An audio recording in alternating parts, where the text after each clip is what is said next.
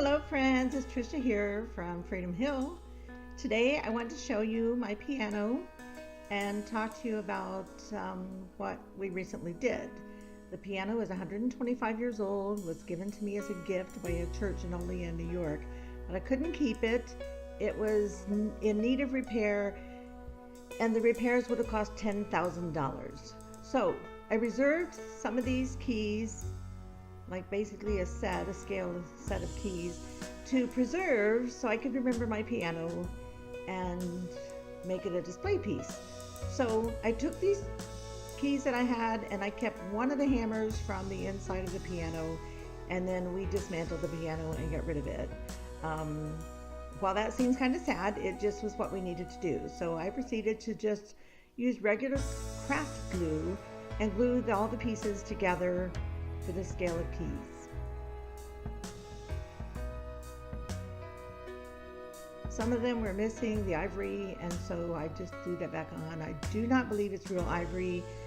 We tested it, even though it's 125 years old, you would think it would be, but I do not believe it. Those keys are real ivory. But yes, I just glued them together with craft glue, and it took a little while.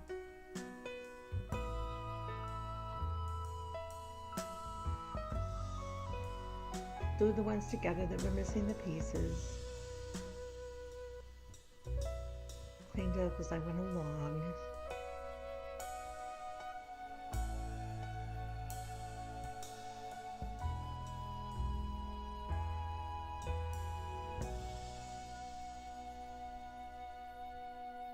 Yeah. Then I let that glue dry. After a while, when it was dry, I felt it needed some additional stability, so I glued it to a thick piece of cardboard.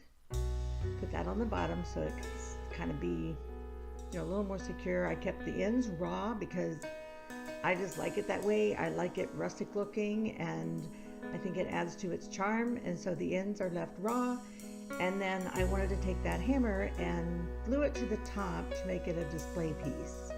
So after I trimmed down the cardboard to the right size and made it fit, then I was ready to glue on the hammer.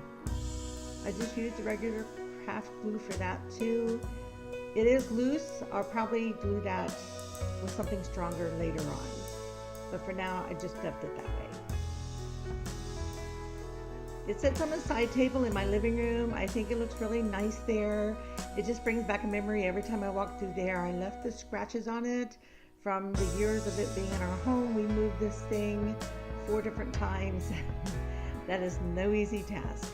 But I love it. I love how it looks here on my little side table in the living room, and brings back so many great memories of my kids playing that beautiful piano, and memories of the friends who gave it to me.